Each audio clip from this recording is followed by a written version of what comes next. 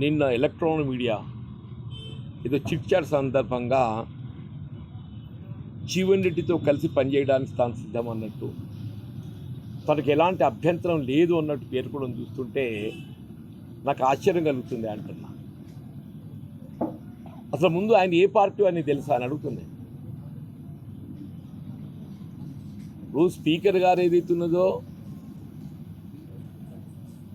Jagtial MLA Sanjay Kumar గారు party ఫిరాయించలేదు, BRS పార్టీలోనే కొనసాగుతున్నాడని చెప్పి స్పీకర్ గారు పేర్కొంటారు. ఆయనేమో నాతో కలిసి పనిచేయడానికి నాకు ఆఫర్ ఇస్తాడు. అంటే నేను ఏ పార్టీలో ఉన్నాను అనుకుంటున్నాను నాకు తెలియదు ఆయన. ఇంకా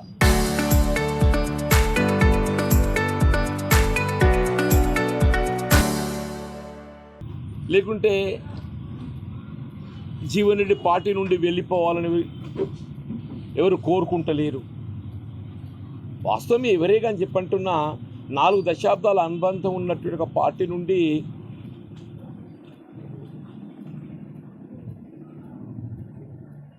విడిపోవాలని ఎవరు కూడా కోరుకోరు. 4 దశాబ్దాల అనుబంధం పార్టీతో నాకు. కానీ వీళ్ళు ఈ పరిస్థితి ఉత్పన్నం కావడానికి కారకులు ఎవరు అని చెప్పంటున్నాను నేను. ఇప్పుడు ఆయన ఆఫర్తోనే తెలిసేస్తుంది ఆయన ఆలోచన, ఆయన ఎక్కడున్నాడు ఆయన సంగతి. ఆయన ఆఫర్తోనే, ఆయన నాకు ఆఫర్ ఇస్తున్నాడు కలిసి పనిచేయడానికి. ఆయన ఏ పార్టీ ఎక్కడున్నాడో ఆయనకే తెలియదు. స్పీకర్ గారేమో ఆయనే బీఆర్ఎస్ పార్టీలోనే కొనసాగుతున్నాడు, పార్టీ ఫిరాయించలేదంటాడు. ఆయన నాకు ఆఫర్ ఇస్తాడు కలిసి పనిచేయడానికి తాను సిద్ధం అన్నట్టు, తనకు అభ్యంతరం లేదన్నట్టు అని చెప్పి అంటున్నాడు. అంటే వాస్తవంగా ఏదైతున్నదో ఆయన ముందస్తు పేర్కొన్నది ఏంటి, వాళ్ళ నియోజకవర్గ అభివృద్ధి లక్ష్యంగా ముఖ్యమంత్రి గారితో పనిచేయడానికి తాను ఏదైతుందో సిద్ధంగా ఉన్నా, ముఖ్యమంత్రి గారితో కలిసి పనిచేయడానికి నేను ముందు పోతున్నా అని చెప్పాను. సరే, అభివృద్ధి కొరకు ముఖ్యమంత్రి గారితో కలిసి పనిచేయటం ఎవరైనా పనిచేయాల్సిందే. డెమోక్రటిక్ సెటప్ లోపల ఏదైతుందో అధికార పార్టీ ఎవరున్నా కానీ ఒక ఎంపికైనట్టు ఒక శాసనసభ్యుడు తన ప్రాంతం నియోజకవర్గ అభివృద్ధి కొరకు ఏదైతుందో ప్రభుత్వంతో కలిసి పనిచేయడం అంటే సమస్యలు ప్రభుత్వం దృష్టి తీసుకుపోవడం సహజం. అది ఇవాళ ముఖ్యమంత్రి గారితో కలిసి పనిచేయడం అని చెప్పారంటే కాంగ్రెస్ పార్టీ అంతర్గత వ్యవహారాలలో జోక్యం చేసుకోవటమా? ఇప్పుడు నీ లక్ష్యం ఏదైతుందో నియోజకవర్గ అభివృద్ధి కొరకు ముఖ్యమంత్రి గారితో కలిసి పనిచేస్తున్నా అని చెప్పని పేర్కొన్నాం. All right. ఇవాళ నేను కూడా గతంలో ముఖ్యమంత్రి గారితో కలిసి పనిచేసింది, నేను కేసీఆర్ గారితో కూడా కలిసి పనిచేసింది. నేను 2014లో ఏదైతుందో కేసీఆర్ గారు ముఖ్యమంత్రి అయినప్పుడు నేను then I was elected MLA Congress Party. మన నియోజకవర్గ అభివృద్ధి లక్ష్యంగా ఏదైతున్నదో నేను ఈ ప్రాంతంలో ఉండే సమస్యలను దృష్టికి తీసుకెళ్ళి ఐ గాట్ ఇట్ శాంక్షన్. ఎవరే కానీ చెప్పంటున్నాను. ఇవాళ ఏదైతుందో నువ్వు ముఖ్యమంత్రి గారితో కలిసి పనిచేస్తా అభివృద్ధి కొరకు అని చెప్పని పేర్కొంటూ కాంగ్రెస్ పార్టీ అంతర్గత వ్యవహారాలలో జోక్యం చేసుకోవటం, నామినేటెడ్ పోస్టుల్లో జోక్యం చేసుకోవటం, కాంగ్రెస్ పార్టీ కార్యకర్తలు లభించాల్సినటువంటి యొక్క హక్కులను కాజేసే ప్రయత్నం చేయటం, స్థానిక సంస్థల ఎన్నికల్లో జోక్యం చేసుకోవటం, పైపెచ్చి ఏదైతుందో జీవన్ రెడ్డి గారు పార్టీ విడిపోవాలని చెప్పని ఎవరు కోరుకోవటం. అంటే నిజంగా నాకు ఆ ఆలోచన ఏర్పడటానికి ఏదైతుందో కారకులు ఎవరు, నువ్వు కాదని చెప్పంటున్నాను. నేను 16th Feb మున్సిపల్ చైర్పర్సన్ ఎన్నిక నాడు ఏదైతుందో అంటే selection of the candidates, chairman election, ఇవన్నీ దృష్టిలో పెట్టుకొని కొంత మానసికంగా నేను కాంగ్రెస్ కార్యకర్తలకు నేను న్యాయం చేయలేకపోయిన ఒక బాధతో ఏదైతుందో కాంగ్రెస్ పార్టీలో కొనసాగడం ఆలోచించుకునే పరిస్థితి ఉత్పన్నమవుతుంది, ఏర్పడుతుందని చెప్పి నేను పేర్కొన్నాను చెప్పండి. అంటే ఇవాళ ఏదైతుందో నిజంగానే కాంగ్రెస్ పార్టీ నుండి విడిపోవాలి అని భావిస్తే దాని బాధ్యుడు ఎవరు? ఈ సంజయ్ కుమార్ గారు కాదా అని చెప్పి అంటున్నాను. నువ్వు వచ్చి మాకు చిచ్చు పెట్టకుంటే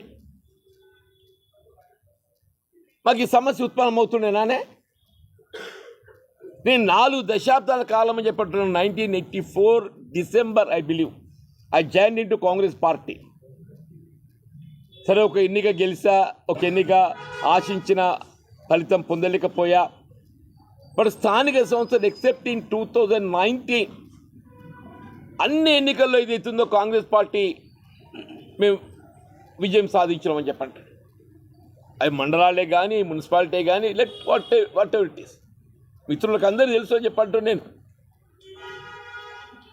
ఇప్పుడు భట్టి గారు డైరెక్ట్ ఎలక్షన్ మున్సిపల్ కౌన్సిల్ ఏదైతుందో అప్పుడు 32 అనుకుంటా, 25-27 గెలిచిన బాబు. నేను బేసికల్లీ రామచంద్ర ప్రభు వారి నేను ఆదర్శంగా తీసుకుంటేనే రాబోయే శ్రీరామనవమి కాబట్టి ఏదైతుందో వారిని ఆదర్శంగా తీసుకొని వారి చూడే ఆ రాముల వారి దాన్ని కూడా మీరు ఏదో రకంగా అక్కడ చూడ డౌట్ ఎందుకు వస్తే అక్కడ కనబడతలేదా 6 గ్యారంటీస్?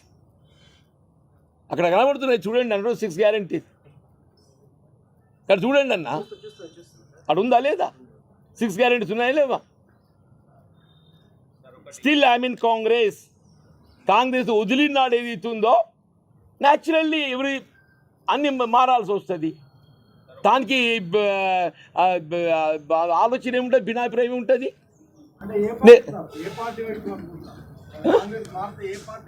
అది తర్వాత సార్, ముందైతే కాంగ్రెస్ పార్టీ వదిలే నిర్ణయం కావాలి. కాంగ్రెస్ పార్టీ వదిలిన తర్వాత ఇప్పుడు మీలాంటి వాళ్ళు సూచన తీసుకుంటా. డెఫినెట్లీ సంజయ్ కుమార్ ప్రధాన పాత్రధారుడు. ఆయన ఆడించే వాళ్ళు ఇంకెవరు ఉన్నారు తెలియదు, కానీ డెఫినెట్లీ ఆయన పాత్రధారుడు అయితే ముందు కనబడుతుండే. ఆయన ఒకవేళ పార్టీ వీడితే జీవన్ రెడ్డి గారు సంజయ్ కారణంగా పార్టీ వీడబోతున్నారా? అది ఇప్పుడు వన్ ఆఫ్ ది రీజన్ చెప్పా కదా నేను. ఇప్పుడు చెప్పానా లేదా? పార్టీ వీడేటువంటి ఆలోచన నాకు ఏర్పడటానికి కారణం ఈ పెద్ద మనిషి అని చెప్పినా లేదా? మరి ఆయన ప్రోత్సహించే వాళ్ళు ఎవరైనా ఉంటే కాంగ్రెస్ పార్టీ అధిష్టానము దిగొచ్చి మీతో మాట్లాడితే సీఎం రేవంత్ రెడ్డి గారు మీరు మార్చుకునే అవకాశం ఉంది. ఇప్పుడు ఒకటే ఈ సమస్యకు పరిష్కారం ఉందని మీరు భావిస్తున్నారా? రేవంత్ రెడ్డి గారు కానివ్వండి, ఎవరే కానివ్వండి, ఏదైతుందో ఇవాళ జగిత్యాల ఉత్పన్నమైన సమస్యకు పరిష్కారం కావాలి. ఈ సమస్యకు పరిష్కారం మీరు సూచన చేయగలుగుతారా? చెప్పండి అంటున్నాను, చేయగలుగుతావు నువ్వు? నాకైతే పరిష్కారం కనబట్టం లేదు. నా పరిష్కారం కనబట్టం లేదు కాబట్టి వీడేటువంటి ఒక ఆలోచన తెర మీదకి వచ్చింది. ఒకటి సార్, 3-4 నుంచి చాలా పరిణామాలు జరుగుతున్నాయి. ఈ క్రమంలో అధిష్టానం వచ్చి మీతో మాట్లాడిందా? సార్, నాకు మిత్రులు ఉన్నారు కాంగ్రెస్ పార్టీలో, మాట్లాడేటోళ్ళు మాట్లాడుతున్నారు. నా స్పందన నేను చెప్తున్నా, వాళ్ళ ఆలోచన వాళ్ళు చెప్తున్నారు. అంటే మీ ఉన్న క్యాడర్ కానీ కార్యకర్తలు క్యాడర్ల సలహాలు సూచనలు నేను పరిగణలోకి తీసుకుంటున్నా. క్యాడర్ ఆలోచన సూచనలు పరిగణలోకి తీసుకుంటున్నా.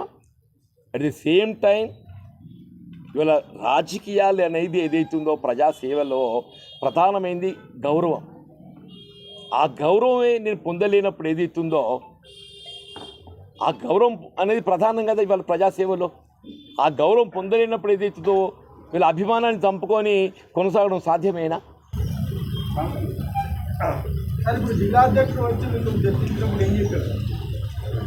జిల్లా అధ్యక్షులతో చర్చించండి. మీతో చర్చించిందా?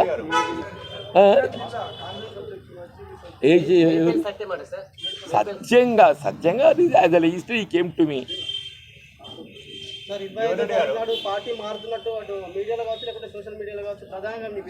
ఒకటి బాబు, రేపు 19th ఐ థింక్ పరాభవనామ సంవత్సరం ఉగాది పర్వదినం వరకు ఏదైతుందో ఇంకా నేను ఏం మాట్లాడతలేను. మన ఉగాది పర్వదినం తర్వాత డెఫినెట్లీ అది కంప్లీట్. జీవన్ రెడ్డి గారు, టోటల్ ఎపిసోడ్లో ఎమ్మెల్యే సంజయ్ కుమార్ తప్పంటారా, లేకపోతే ఆయన సపోర్ట్ చేసినటువంటి మీ కాంగ్రెస్ పార్టీదా, లేకపోతే కాంగ్రెస్ ప్రభుత్వం? డెఫినెట్లీ కాంగ్రెస్ పార్టీ అధిష్టానాన్ని కూడా బాధ్యత. కాంగ్రెస్ పార్టీ అధిష్టానాన్ని కూడా బాధ్యత అంటున్నా నేను. సంజయ్ కంటే మీకు ఎక్కువ తెలుసు అన్నారు కదా, మరి ఏంటిది? మీరు సంజయ్ గారి కంటే మీకు ఎక్కువ పరిచయాలు ఉన్నాయి కదా. నేనేమనలేదు మీతో, నేను ఎక్కువ అన్నాను ఇప్పుడు. మీడియా పరంగా ఏమనలేదు నేను. మీట్లో అన్నారు, కాదు బాబా, నేను అంటే ఏ సందర్భంగా నేను నాకు ఎక్కువ తెలుసు ఆయన కంటే అని అనలేదు నేను. ప్రెస్ మీట్లో అన్నారు. ఏమన్నా నాకంటే ఎక్కువ తెలుసు దీని గురించి పార్టీ అంటే పార్టీ అధిష్టానం రేవంత్ రెడ్డి గారు. నేను అనలేదు ఆ మాట. మీరు ప్లీజ్ రిపీట్. ఒక పెట్టి నేను అనలేదే. కాంగ్రెస్ పార్టీ గురించి నాకంటే ఎక్కువ సంజయ్కి ఏం తెలుసు అని చెప్పి మాట్లాడలేదు కదా సంజయ్ అన్నారు. డెఫినెట్లీ కాంగ్రెస్ పార్టీ 4 దశాబ్దాల అనుబంధం నాకు కాబట్టి నాకంటే ఎక్కువ ఆయన ఎరకాని అనుకోమంటావా? చెప్పండి. 6 గ్యారంటీలు అమలు చేసే ప్రభుత్వంగా కనిపిస్తుందా కాంగ్రెస్? లేదంటే 6 గ్యారంటీలు అమలు చేసే ప్రభుత్వంగా కనిపిస్తుందా కాంగ్రెస్? ఇప్పుడు 6 కొన్ని అమలు చేయగలిగితే ఇంకా కొన్ని చేయవలసినవి మిగిలి ఉన్నాయి. ఉదాహరణకి ఏదైతుందో ఉచిత రవాణా అమలు చేయగలిగింది, ఉచిత విద్యుత్ అమలు చేయగలిగింది, రేషన్ కార్డులు అమలు చేయగలిగింది, సన్న బియ్యం అమలు చేయగలిగింది. కొన్ని చేయలేకపోయింది. చేయవలసిన సమయం మిగిలి ఉన్నది. ఇంకా ప్రజల్లో ఏదైతుందో ఇవాళ ఎవరేమే కానీ ఏదైతుందో కొత్తగా ప్రభుత్వం ఏర్పడటంతో మాకు అన్ని వెంటనే లభిస్తాయని చెప్పని ఆశిస్తాం. జాప్యం కావడంతో కొంత అసంతృప్తి పేర్కొంటుంది. ఇవాళ 500 రూపాయల గ్యాస్ ఇస్తామని చెప్పాను అన్నమే. 500 రూపాయల గ్యాస్ ఇస్తామని చెప్పి అనేది ఆ రీఎంబర్స్మెంట్లో జాప్యం అవుతుంది. రీఎంబర్స్మెంట్లో జాప్యం కావడంతో కొంత అసంతృప్తి పేర్కొంటుంది.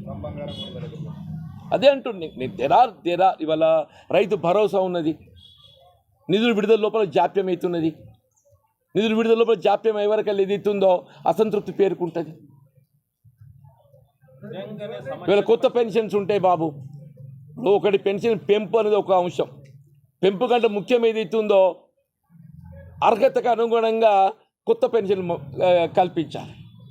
రాజశేఖర రెడ్డి గారు ముఖ్యమంత్రి ఉండగా ఏం జరుగుతుండే అని చెప్పంటే అర్హతకు అనుగుణంగా మీకు ఓల్డ్ ఏజ్ కానీ వీడో కానీ అప్పుడు బీడీ లేకుండే mostly these 2 and disabled pension as and when eligible మీకు కనబడితే విత్ ఇన్ నో టైం ఏదైతుందో 1 month వల్ల మంజూరు వస్తున్నాయి. నిజంగానే సమస్యకు పరిష్కారం దొరికితే అంటే మీరు పార్టీ మారకపోవడానికి మనసు మార్చుకుంటారా? అరే నాకు పరిష్కారం ఏం కనబడతలేదంటే నిజంగానే పరిష్కారమే లేదంటే ఆ మొక్కజొన్న కొనుగోలు కేంద్రాల మార్కెట్ ద్వారా ఆరంభింప చేయాలని చెప్పని ప్రతి రైతు క్వింటల్కి ఏది ఇస్తుందో 500 నుండి 600 నష్టపోతుండే. ఆ అంశం మీద కాంగ్రెస్ పార్టీ చెందిన రైతు విభాగం రైతు సోదరులందరం కూడా మేము ఒక ర్యాలీ తీసి మెమరాండం ఇచ్చినామే. సరే ఆయన ఏ ఉద్దేశంతో మాట్లాడడం ఏంటో కానీ నాకెవరో క్లిప్పింగ్ చూపెడితే అది చూస్తుంటే I thought I must react for it. దాన్ని దృష్టిలో పెట్టుకుని వల్ల నేను మరి మిమ్మల్ని ఇబ్బంది పెట్టే పరిస్థితి వచ్చింది. దయచేసి ఏదైనా నా ప్రజా జీవితం 4 దశాబ్దాలు ఏదైతుందో నేను ఎక్కడున్నా అంకిత భావంతో పనిచేస్తున్నా. ఏ హోదా ఉన్నా లేకున్నా నా ప్రజా జీవితం అంకిత భావంతో పనిచేస్తుంది. రైతాంగమే కానీ రైతు కూలీలే కానీ దళితులు బలహీన వర్గాలు మా మహిళ ఆడబిడ్డలు you'll be surprising I'm telling. ఇలా జగిత్యాల మున్సిపాలిటీ ఏదైతున్నదో బలహీన వర్గాలకు ఆడబిడ్డలకు రిజర్వ్ చేయబడ్డట్టు ఒక స్థానం, బలహీన వర్గాలు ఆడబిడ్డకు రిజర్వ్ చేయబడ్డ స్థానం. ఆ స్థానానికి ఎంపికైనటువంటి ఒక బలహీన వర్గాల ఆడబిడ్డ ఇదే ఎమ్మెల్యే గారి ఒత్తిడితో మానసికంగా కృంగి రాజీనామా చేస్తే సరే already resigned whatever are the reasons మళ్ళీ ఎన్నికలు నిర్వహింపజేయాలి కదా. చట్టంలో ఉండేట్టుగా చిన్న లొసుగు అని చెప్పంటున్నా. ఇప్పుడు మిత్రుడు సంజయ్ కుమార్ గారు కూడా చాలా మేధావి, ఆయన విద్యావంతుడు, మెడికల్ గ్రాడ్యుయేట్, ఆయన చట్టం పట్ల అవగాహన ఉన్నది. ఆనాడు దయాకర్ రావు గారు ఈయనకి అత్యంత సన్నిహితుడు, కేటీఆర్ గారు కూడా సన్నిహితుడు. ఎవరున్నగలుగుతుందో ఆ చట్టంలో ఉన్నట్టు ఒక చిన్న పార్టీ ఆ లేకున్నా దాన్ని సరి చేసి ఎన్నికలు నిర్వహించాలని మళ్ళీ రాష్ట్రంలో కాంగ్రెస్ ప్రభుత్వం ఏర్పడి నేను ఎప్పుడైతే దాన్ని ప్రభుత్వం ముఖ్యమంత్రి గారి దృష్టికి తీసుకెళ్ళి రెక్టిఫై చేయించు మళ్ళీ ఎన్నికలు జరిగి ఆ స్థానాన్ని మళ్ళీ బలహీన వర్గాలు ఆడబిడ్డలతో భర్తీ చేయించామని చెప్పి దిస్ ది కమిట్మెంట్. ఊరికే మాటలు వల్లె వేయటం కాదు.